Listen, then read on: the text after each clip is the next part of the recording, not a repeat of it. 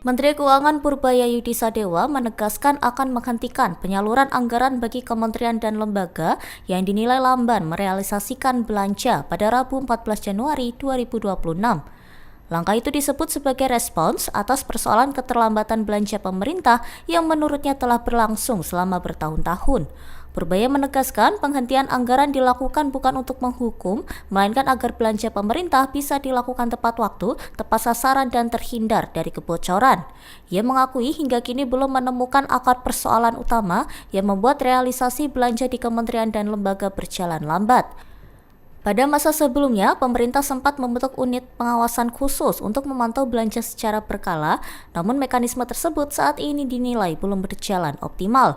Menurut Purbaya, kondisi itu bisa Download Tribun X sekarang, menghadirkan lokal menjadi Indonesia.